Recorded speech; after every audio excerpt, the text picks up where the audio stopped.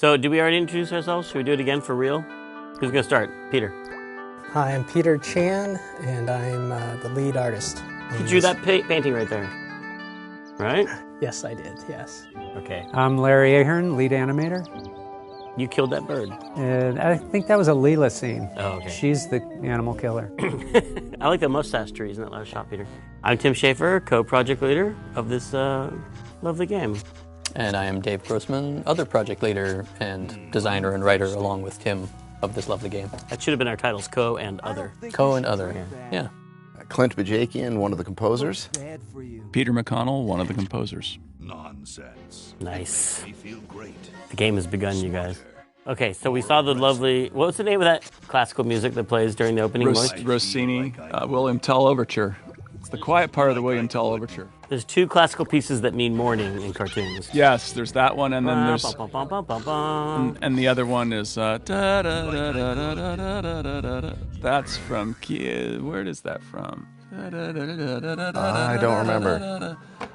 It might be Peer Gynt or something like that. That's a good guess. It's not another place in the Rossini. No, I think it's Peer Gynt. I think. But for that opening scene with the music, we actually got the score and sequenced the ink into the MIDI sequencer. Mm-hmm. That was one of the big panning sequences, like wide pieces of art for the game. Oh, the room shot? It was a double room? Mm-hmm. And I noticed there's a poster with an L from Laverne and Shirley on that poster back there. Here's one of our giant animation scenes. How did you lip sync back then? Because we didn't have any tool. Nowadays we use a tool for lip syncing. Do you just by hand? I think we just timed it out like the old-fashioned timing sheet. Now that was for the cinematics, but for in-game, wasn't it Eric Wilmunder? I thought it just blah blah blah chattered. I think the in-game was just on-off with audio on-off. Yeah, there's no actual lip syncing for the majority of the game, so which is funny since I have gotten many compliments on the lip syncing for this game over the years. Because it loops around, and every percentage of the time it's on, right? Well, because I remember Eric. Yeah, I think Eric designed some kind of an algorithm for making the lips move to the level of volume. Yeah. Right. Yeah. If there are the pauses waveform of in the audio, waveform, it stops moving the lips. Yeah. That's true.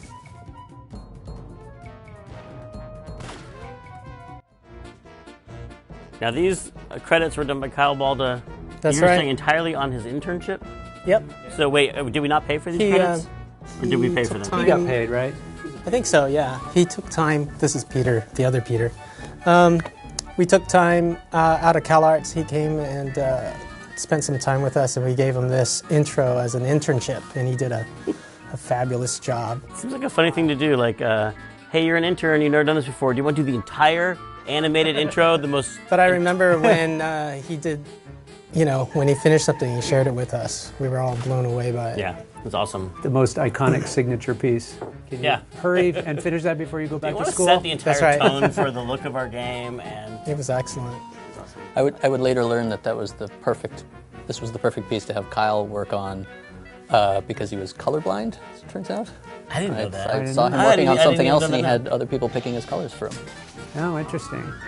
There was another 3D artist we had there in B Building that was colorblind too, and it was one of those things where people were just kind of, have you noticed everything he does? The reds don't make sense or whatever. I couldn't remember what it was. Oh, the cow. I always get really happy watching these credits. I like the stretchy cow neck. That cow should have showed up again later somewhere. Yeah. Missed opportunities. What if the cow had come on their journey with them? Everything would have been so different. Well, here's the story explanation right now for why the cow doesn't come. Because he's just tired. Doesn't want to make like I've been to the mansion before.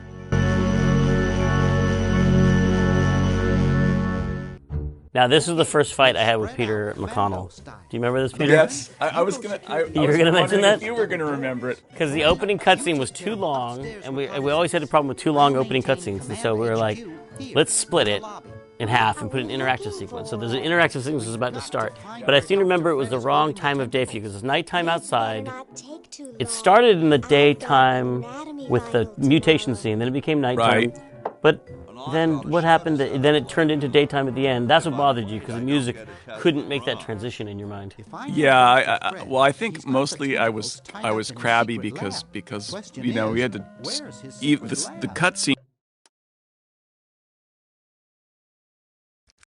and the interactivity required a bunch of programming in iMuse. And I'd finished it one way, and then you changed it to another. And so I think I came up with some sort of artistic argument that had to do with daylight like that. But that's an important thing to learn running a project, to not change things after someone spent hours and hours making something. Well, it was also an important thing to learn not to step way out of your bailiwick and tell the guy who's writing the scene how to write the scene. Oh, there are bailiwicks all over the place in this game.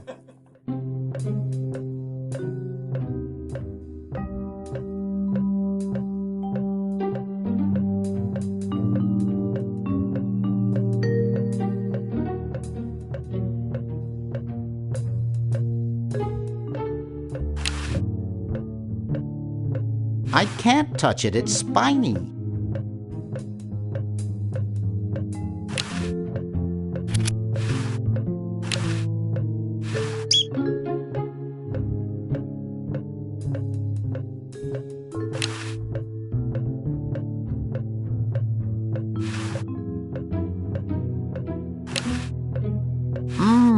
Spearmint, my favorite. It's not in a wrapper. It's not in a wrapper. It's stuck to the floor.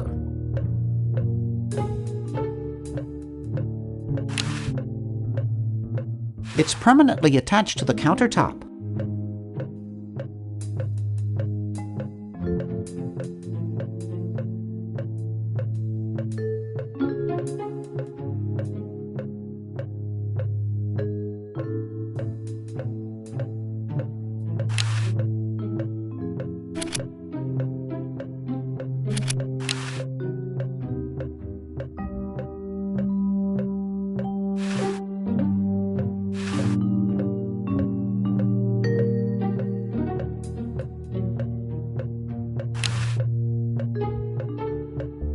I'm not leaving this motel until I find those tentacles.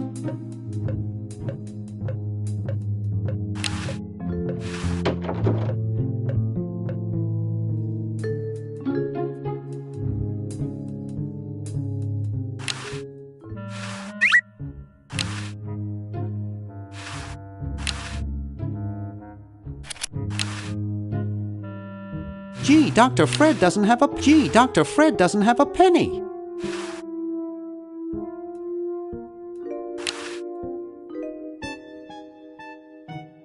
I don't have anyone to call. I don't have time for idle chit-chat now. I have work to do. It's closed.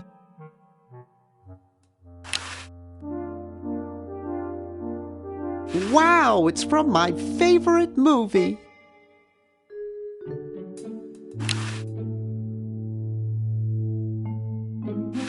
I hope no one's watching. I look so goofy on video.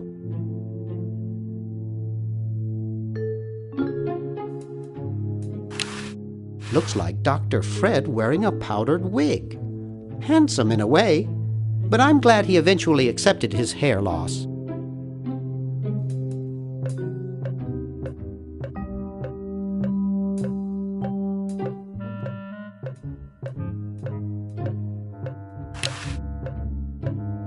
Laverne's covering that territory.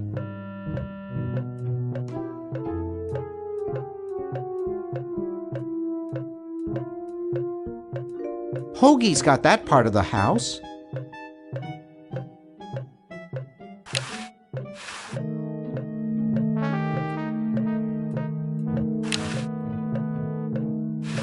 There's something funny about that clock.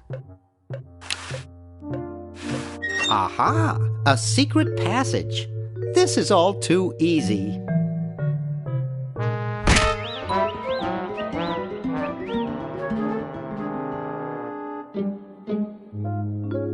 Laverne, how'd you get upstairs? Am I upstairs? I got lost. Seen any tentacles? What's a tentacle? Oh, just something I whipped up in my spare time. Made good pets, actually, until one of them tried to take over the world. Had to tie the little buggers up in the basement. Good thing you told us that. Yeah, Bernard wanted us to set them free. Thank God you weren't that stupid. Did you say Bernard? Okay, you're free to go. Thanks, Bernard. Yes, thank you, naive human. Now I can finish taking over the world. Wait! Oh, yeah.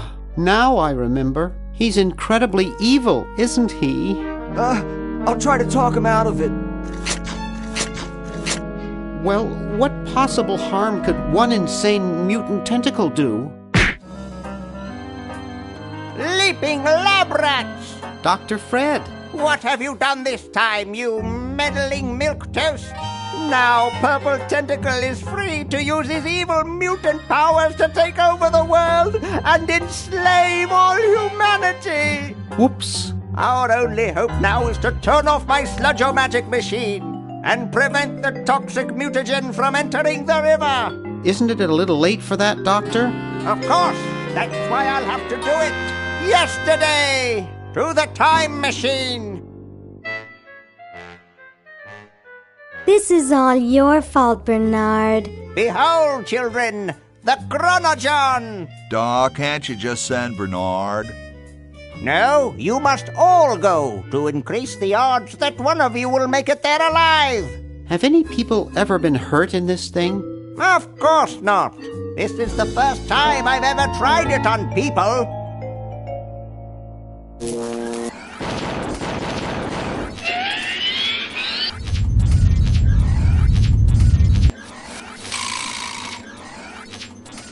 Well, I'll be.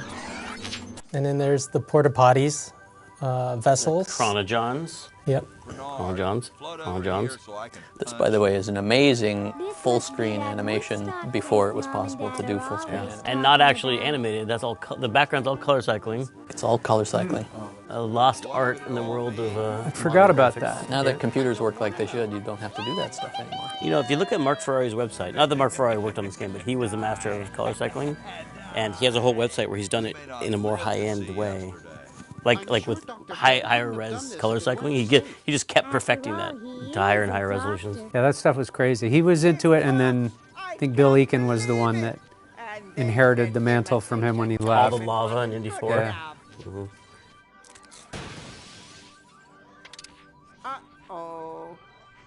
See, color cycling. Wow. Awesome. Yeah, so that was like 2-3 frame animations. And a little surf music for Hoagie. We always had a place for surf music in our games. That, the Bone Wagon theme. Yep. That's right. I think that surf music was yours. That was mine. Yeah, I did that last little sequence there. Yeah, you know the musically, this I believe was the last project that we all worked on. Certainly the last original title that we all worked on together, sort of equally as composers, where there was no lead composer, and we all pretty much panicked and freaked out together. Mail order jewels. What happened to Hoagie and Laverne? I knew I should have bought a real diamond. Are they alive? My dials say that the larger specimen landed 200 years in the past, and the other is stuck 200 years in the future. Well, hurry up and bring them back. I will, as soon as I get a new diamond. Then all your buddies have to do is plug in their respective chronojons and... Plug them in? Where is Hoagie going to find an electrical outlet 200 years in the past? Yes, well, he'll be needing my patented super battery then, won't he? Now, where did I put those patented super battery plans of mine? Plans? How are we going to get Hoagie plans? Don't worry me with details, boy. Just help me find the plans. They're in this house somewhere. Now what am I going to do? I think I made myself perfectly clear. Step 1. find plans. Step 2, save world. Step 3, get out of my house. Let's get cracking.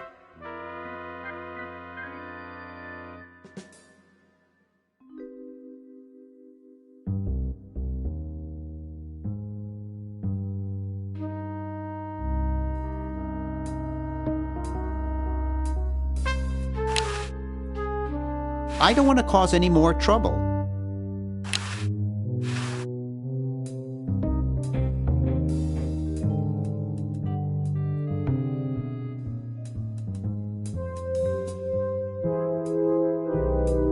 Maybe I put them upstairs.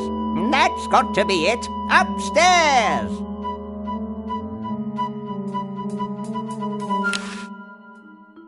It looks like a generator driven by a treadmill. I think it's the switch for the sludge-o-matic machine.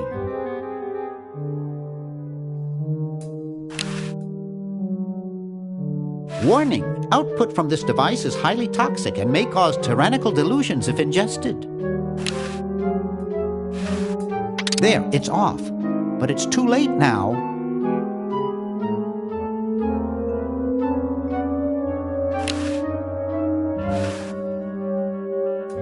I think it's designed to run with something, more like a small rodent.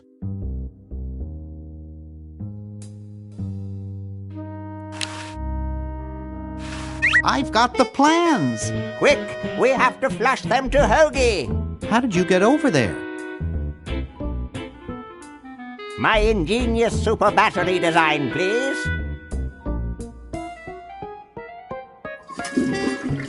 You really flushed them? Yes. Down the toilet? No, through time. Using the highly sophisticated time flux hydraulic vortex chamber I've installed in each chronogon, you can flush small inanimate objects to each other through time. Flush small inanimate objects to each other through time. Hello? Dr. Fred, can you hear me? Drat. Did you hear something? No. Let's see if what's-his-name catches on. Oh, great. I'm stuck in colonial times, tentacles are taking over the world, and now the toilet's backing up. Hoagie, come over here. It's your old pal, Dr. Fred. Dr. Fred, how'd you get in there? I want you to pick up those plans you see in the chronogon, Hoagie. Bring them to Red Edison. He's my great-great-great-great-great-great-great-great-grandfather. He'll know what to do. You need the plans to make a super battery so you can plug in your chronogon. Okay, if you say so, Bernard. Good boy. Does he have any experience with electronics? Well, I once saw him take 3,000 volts directly through his head without batting an eye. Didn't he pass out? Well, he was already passed out when it happened. Time for me to save the world, I guess.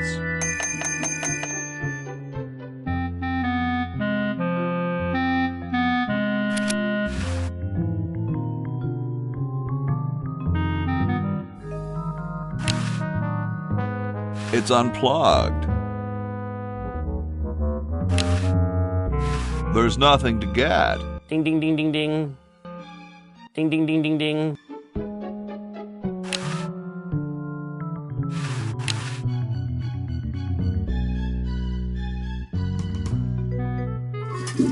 There's something in the chronogon.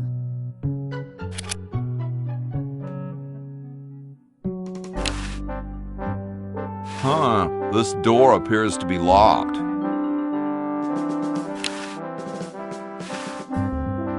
Huh, this door appears to be locked.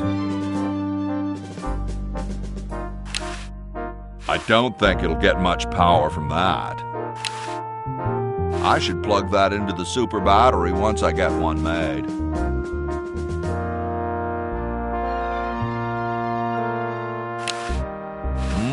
Kumquats.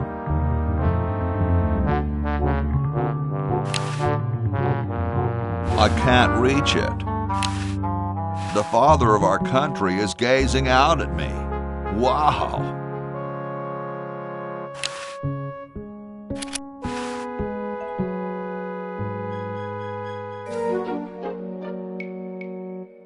How about an amendment that the president has to be a human being?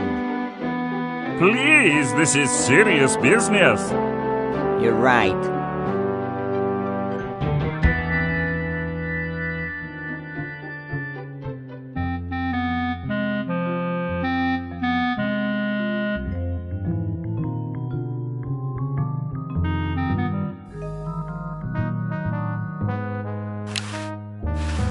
It's totally covered with crud. Making it dirtier won't help.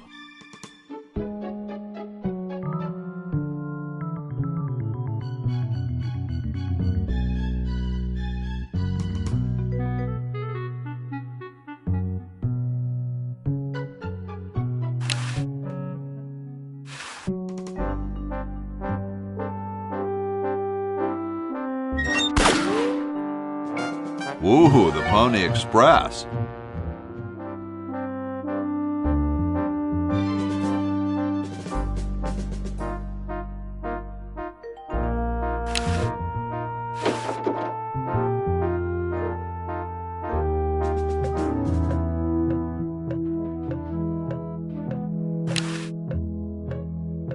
Cool, the room clerk's a mummy.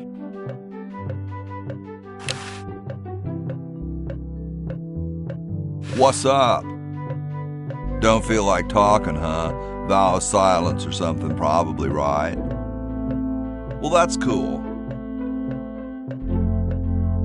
Great hat, man.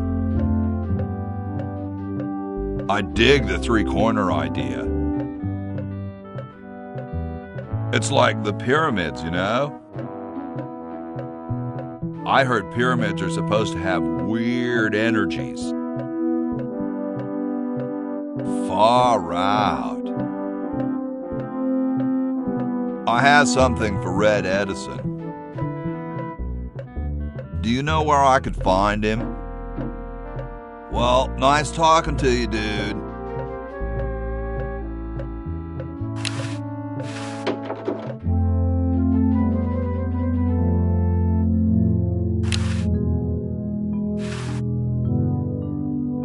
Yo. Hello? What's up, you cold? Cold? I'm freezing. Why don't you build a fire? Well, I keep asking Jefferson to build a fire, but he won't.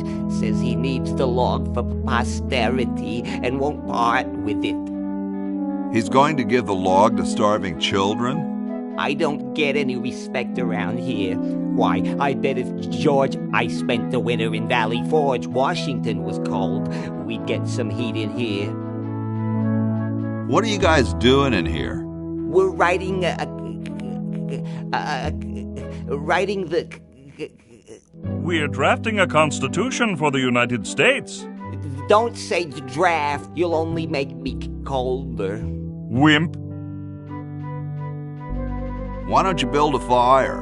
Well, I keep asking Jefferson to build a fire, but he won't. Says he needs the log for posterity and won't part with it.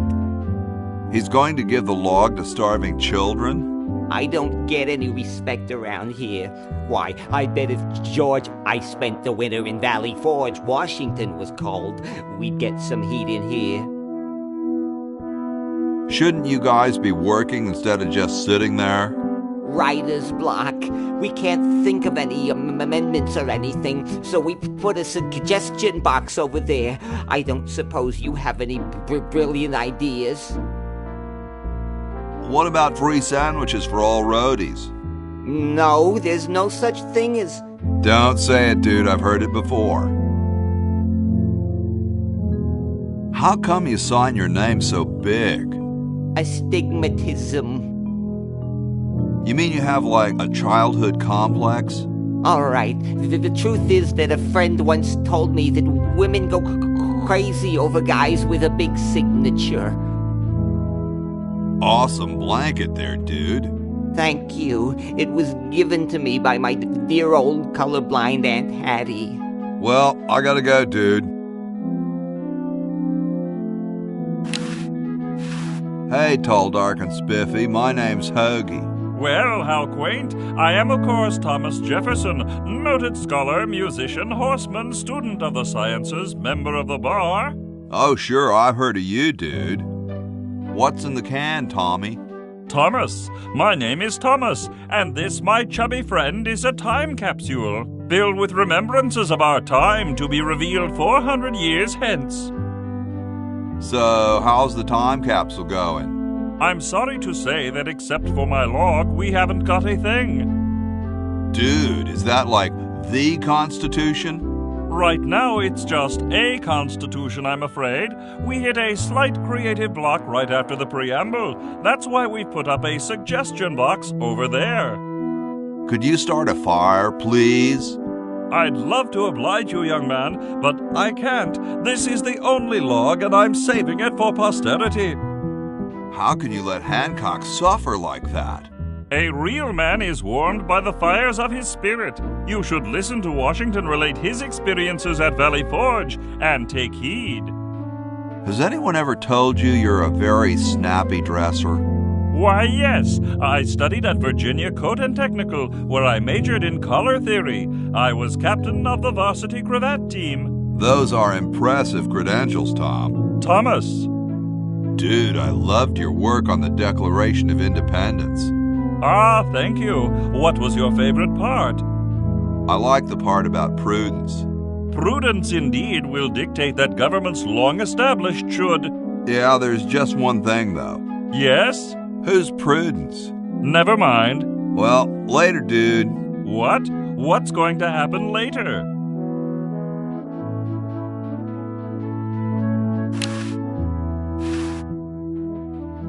I guess I'd have to start a fire to do that. It's padlocked.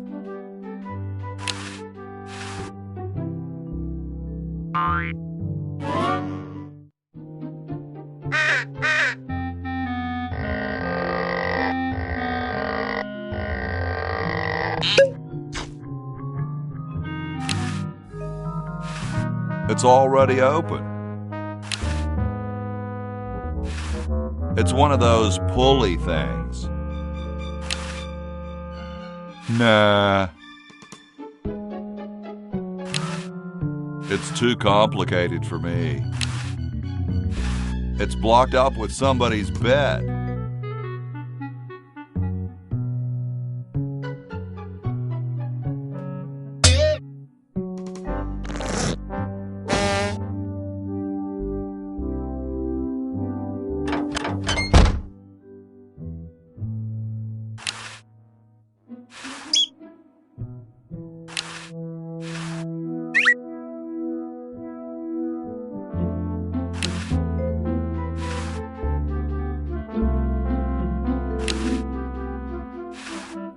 I don't wanna.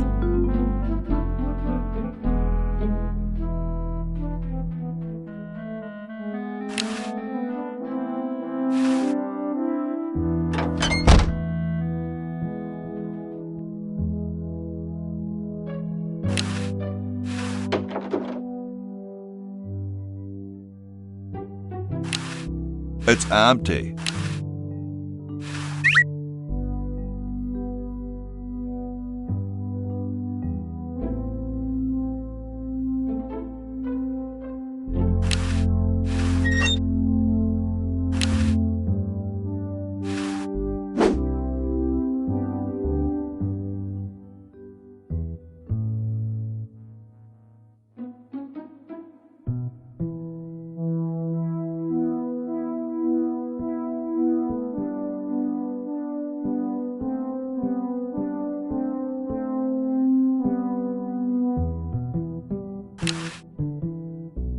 I can't open it.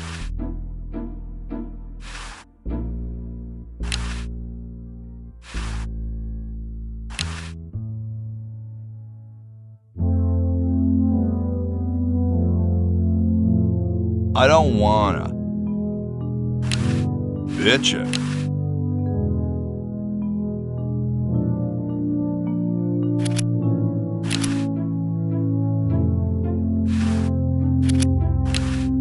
Whee!